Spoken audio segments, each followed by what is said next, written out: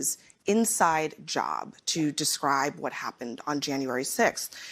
The next day, Capitol rioter Alan Hostetter highlighted your comments at his sentencing. He is going to prison for 11 years. Hostetter threatened members of Congress. He brought a hatchet, knives, pepper spray, stun batons, tactical gear to the U.S. Capitol. Are you concerned that a convicted felon like that is now promoting your comments in court? So here's my concern, Abby, and I want to tell you guys where I'm at. If you had told me it's close to 3 years ago that January 6, 2021 happened, if you had told me 3 years ago, back when I was a biotech CEO, not steeped in this world, I was just consuming passive media, but was focused on my world of developing medicines. If you had told me that January 6 was in any way an inside job, the subject of government entrapment, I would have told you that was crazy talk. Fringe conspiracy theory nonsense. I can tell you now, having gone somewhat deep in this, it's not. I mean, the reality is this. We do have a government, first of all, we have to acknowledge, that has lied to us systematically over the last several years about the origin of COVID-19, about the Hunter Biden laptop that we were told was false by 51 CIA experts and otherwise before we now know that it was true. You can go straight down the list, the Trump-Russia disinformation collusion hoax, all of it. Now we come to January 6th. The reality is we know that there were federal law enforcement agents in that field. We don't know how many. I think it's shameful. If I may finish just answering, well, let me this is really important. I'm going to go ahead and interrupt you here because I know the establishment doesn't approve of this message. I know there were federal agents. We should be able to talk about this. You're saying that. What's going on, everyone? It's also Ken here today, and wow, Vivek's town hall. I would call it a smashing success. So in the intro, you guys saw that they're talking about January 6th, and Vivek's trying to defend the position how it was inside job. I think for Vivek, if I want to give my quick recap about it, I didn't watch all of it. Unfortunately, I wasn't aware that it was going on. But thanks to Black Conservative Perspective, he live streamed it before he got copyrighted. From what I can tell, Vivek did pretty good in this town hall. When they asked him policy questions, one of the highlights of that the town hall was he was able to find justification in the Constitution, in precedent, policies, the acts, bills that already been passed. He was able to find precedents to kind of defend his implementation of what he would change in the government. And I respect that a lot about Vivek. I think Vivek deserves to be president one day. I don't know if it's going to be today, but I do think he has a future in politics. And I think his voice is very important on these issues. But enough about what I think. Let's go into the video and we'll play it out, and I'll give you my commentary throughout. So let's get into it. I'm going to go ahead and interrupt you here because I know the establishment doesn't approve of this message. I know that there were federal agents. We should be able to talk about this. You're saying that there were federal agents. This is important to talk about. You are saying there were federal agents in the crowd on January 6th. Yep. There is no evidence that there were federal agents in the crowd on January 6th. So why, before Congress, when pressed on what the number was, they didn't say there were none? They just couldn't say how many there were. So you're saying that that you have not seen any evidence that there were. We've seen multiple informants suggesting that there were. We know people were FBI informants who were asked to Is there any evidence? May I just finish this, and you can come back and question me? Well, let me clarify. I know this is very uncomfortable for you. I'm going to clarify my question. I know this is an uncomfortable issue for many people, but we have to do the... Bro, I don't understand, like... I don't understand why the media thinks they need to clarify things, right? Like, and this is what I'm talking about. They have this assumption that they're the arbiters of truth. They're the arbiters of perception. They're supposed to tell you how you're supposed to look at it, right? And then when they get a candidate or somebody that kind of questions what you're supposed to think, they're quick to, let me clarify right there. Let me cut into what you're saying right here. Let me put my spin on it. And like, I don't like that. I think in town halls, you should allow the candidate to finish his complete thought. And then you come in and then you ask follow-up questions, right? And I don't understand why in real time she needs to come in and try to fact check him. And fact check from the liberal media perspective is, hey, let's cast doubt on what the candidate is saying so that way people are more palatable to our worldview. That's how I take it. And Vivek, mainstream media, I see why they don't like this guy, right? Articulate, smart. Shoot, you can't use identity politics against him. It's a wrap. But I digress. Let's get back into it. I'm going to clarify my question because I want to make sure that you understand what I'm asking. I understand this deeply. And I told you, I was with you 3 years ago. I'm not there now. Where is the evidence? Yes. Where is the evidence that the government had applied an inside job? But no, I'm going to tell you what an inside job is because I'm not violence on January 6th. I'm not going to let you put words in my mouth. I'm going to put my words in my mouth.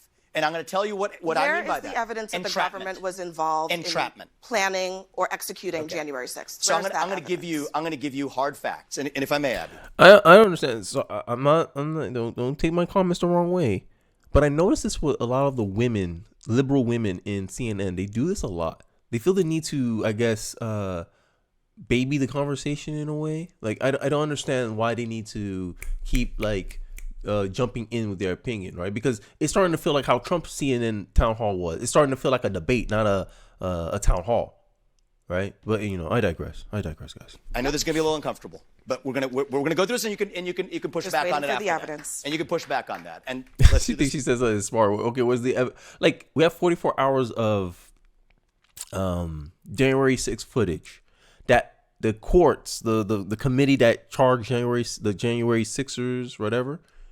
They didn't want to release it. Why is that? Because there's evidence that the majority of people who were at January 6th didn't destroy property, weren't overly violent, right? They didn't cause any of the havoc that you saw, right? But this is the media. 44 hours of footage. Oh, we found 2 hours of the minority of the people that went over there causing mayhem and destruction. Let's use that and castigate it across all of January 6th. Right. This is how they filtered information. So you can come to a conclusion that they want you to come into.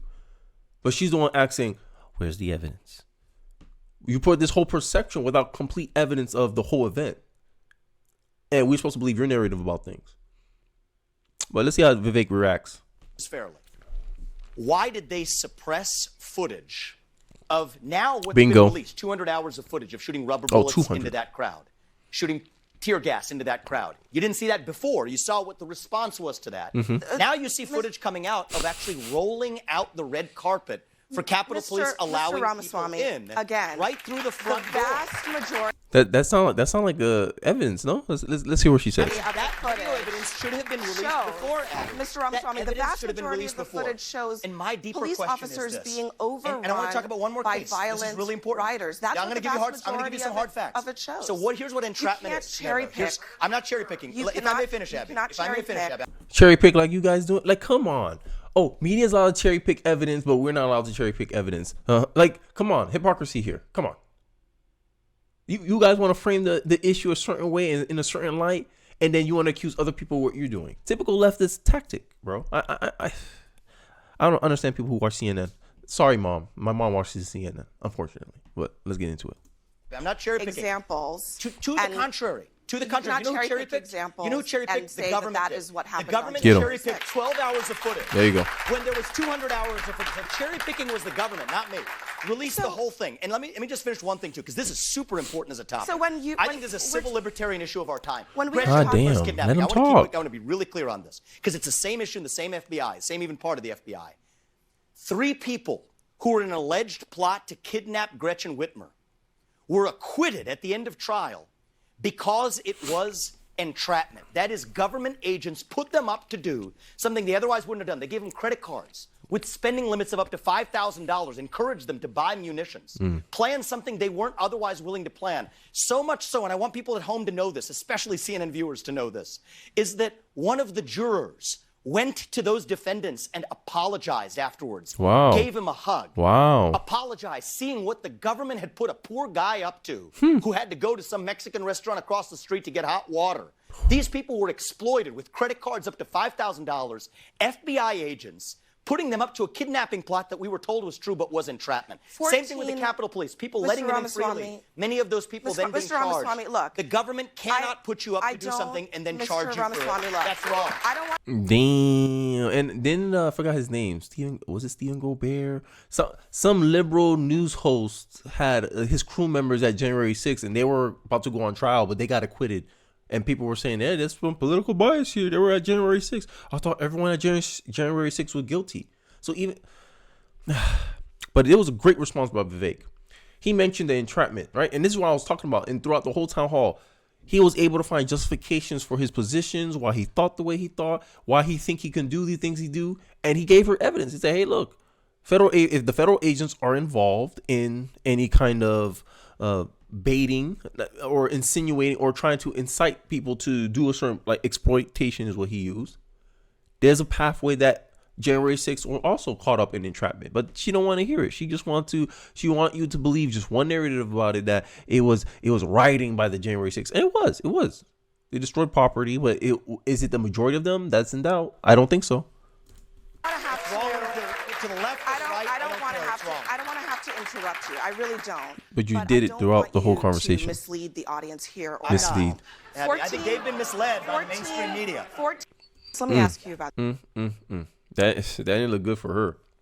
When she said, "I don't want you to mislead the audience," and the audience just said, "Boo," that I was like, "Damn, that's some craziness right here." I am so mad that I didn't realize what sooner about this. I guys could have gave you guys a lot more clips about it, but I'm pretty sure you'll see it all around the internet. And if I find another clip that I like, I'll probably give a response, a reaction video to it. But I appreciate you guys watching to the end with me. I really do appreciate it. Let me know your thoughts about Vivek's Town Hall. How'd you like it? What were your favorite moments? And I'll catch you guys on the next one. Don't forget to like, comment, subscribe, and I'll see you guys on the next video. Peace.